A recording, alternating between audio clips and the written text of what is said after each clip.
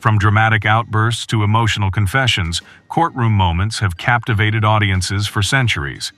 In this video, we'll relive the craziest courtroom moments of all time. So sit back, relax, and prepare to be shocked and amazed. Scott Nelson, who recently got out of a 25-year prison sentence for robbing a bank, was charged with first-degree murder for killing a nanny in Orlando, Florida. Nelson broke into a house with a knife, took the nanny hostage, and stabbed her to death before dumped her body in car where he would later be arrested and put on trial. He claimed that the government was to blame for his actions. Nelson testified without showing any emotion and finally admitted to killing Fulford. John Bunn, who spent 27 years in prison, wrongfully convicted of murder, was arrested by NYPD Detective Louis Garcella at the age of 14.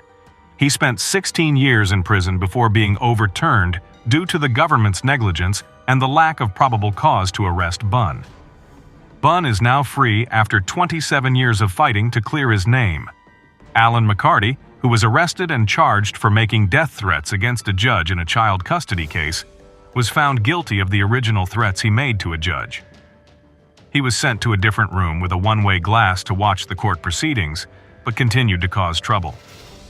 McCarty was given a 20-year prison sentence, and the judge added an extra 10-day sentence for his behavior in court.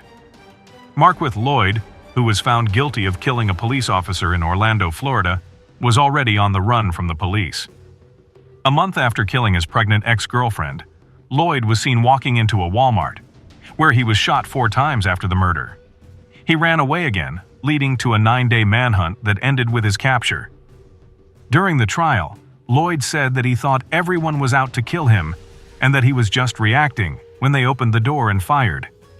The jury unanimously recommended the death penalty, and Marquith Lloyd was sentenced to death. Lloyd's sister gave a victim impact statement, and the judge agreed with the jury and sentenced him to death. He is now in jail, waiting for his execution. Darrell Brooks was found guilty of killing 6 people and hurting many more when he crashed his SUV into a Christmas parade in Waukesha, Wisconsin. During the trial, Brooks was taken out of the room several times for constant interruptions and outbursts, which revealed his true personality. He told Erica that he was going to find her and kill her while laughing during a witness's testimony. Back in the courtroom, Brooks had an outburst because he didn't like how the prosecutor pronounced the word defendant. The jury quickly found Brooks guilty of all 76 charges against him and gave him 6 life sentences plus more than 700 years in prison. Julia Smith Riley confessed to robbing a 20-year-old woman and seriously hurting her boyfriend. She and 2 others came up to it to rob them, but Smith Riley shot Martin in the head, leaving him with permanent brain damage. He then shot Brooks, killing her 3 days later. This person truly regrets what he did, and he knows it. Portia Brooks' mother gives a victim impact statement saying that he killed her mentally and emotionally. Jaleel Smith Riley hears the news that he will never be able to go back home again. He has been given a sentence of life without parole for attempted murder. Michael Brady tried to escape prison and killed 4 prison guards at Pasco Tank. He was facing 24 years in prison for attempted murder after shooting at a North Carolina state trooper. 4 years into his sentence, he and 3 other prisoners killed 4 prison staff members brutally with hammers and scissors. The judge reads out the jury's recommendation. The defendant should be sentenced to death.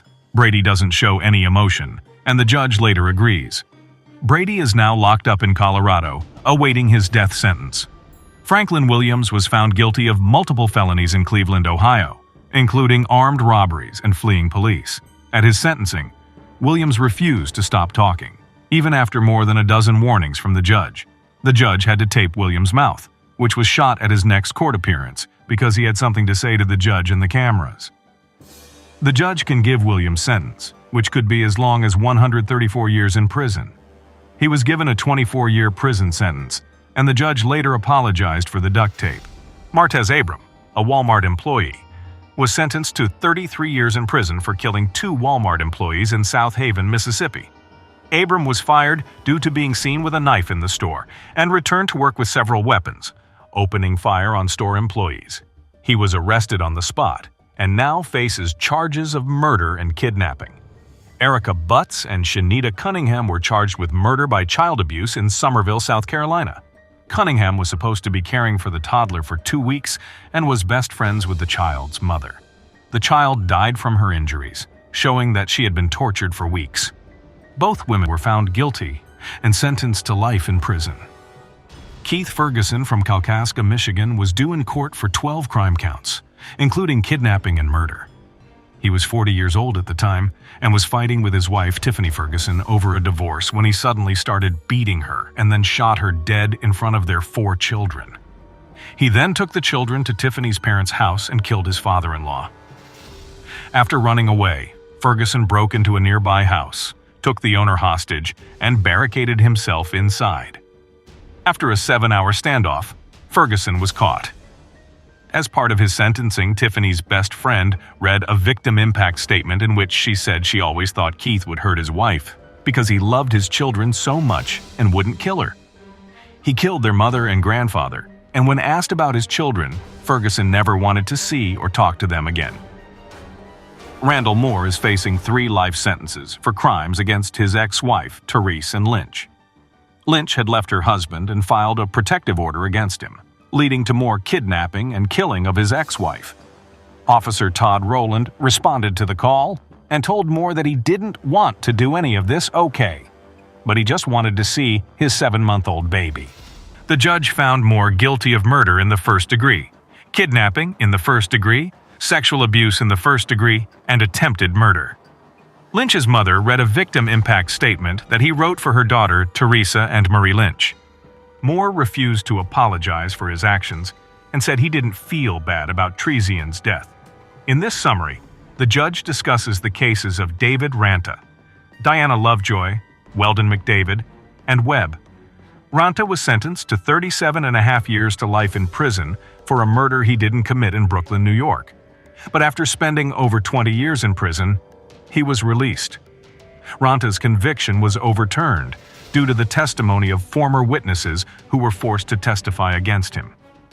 After his release, he received $2 million from the state and a $6.4 million settlement from New York City. Lovejoy, previously married to Greg Mulvey Hill, was sentenced to 26 years to life in prison for attempted murder of their son. Thud was found guilty of conspiracy to murder, but her family cried in the background.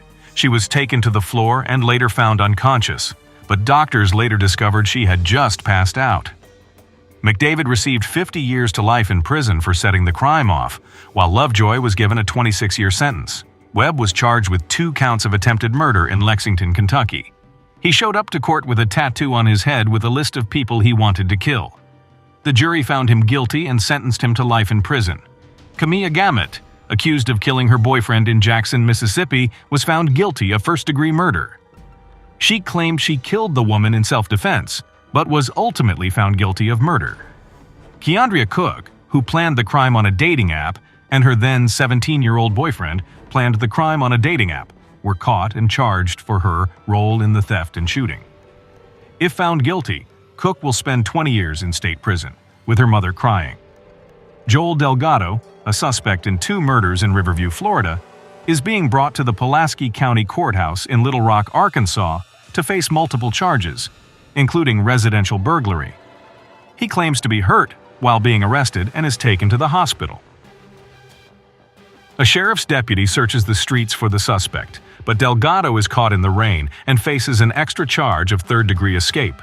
Ronnie O'Neill, a suspect in 2 murders in Riverview, Florida, was found guilty of fatally shooting his then-girlfriend Kenyatta Barron, killing their 9-year-old daughter, and stabbing their 8-year-old son before setting the house on fire. He was mentally cleared to represent himself in court and cross-examined his now 11-year-old son in front of the judge. The judge described this as the worst case she had ever seen and expressed her unhappiness for what he did. O'Neill was given a total of 3 life sentences plus 90 years without parole, and his son was adopted by the state. Esteban Carpio, a detective arrested for stabbing an 85-year-old woman in Rhode Island, was sentenced to life in prison without parole. His family accused the police of brutality, but the FBI found that the police did not use excessive force. Callum Fiedner, a 17-year-old friend, pleaded guilty to helping his friend escape and was jailed for 3 months. Jessica Groves, charged with murdering her 2-month-old child in Portsmouth, Ohio, was found guilty on all 11 counts and sentenced to life in prison without parole. Miss Groves took full responsibility for the child's death. Kimberly Long, sentenced to 15 years to life in prison for a murder she didn't commit in Riverside, California, was found guilty of second-degree murder and sent to prison. 7 years later, forensic evidence showed her boyfriend had died before she arrived, and DNA from an unknown man at the crime scene was found. The conviction was overturned, and Long received $386,000 from the California Victim Compensation Fund. Anthony Kirkland, a convicted serial killer in Cincinnati, Ohio, was found guilty of all crimes and given the death penalty in court. Police linked all 4 murders to Kirkland, and he is now on death row at the Chillicothe Correctional Facility. These cases highlight the challenges faced by those who face the consequences of their actions and the importance of addressing the root causes of crime.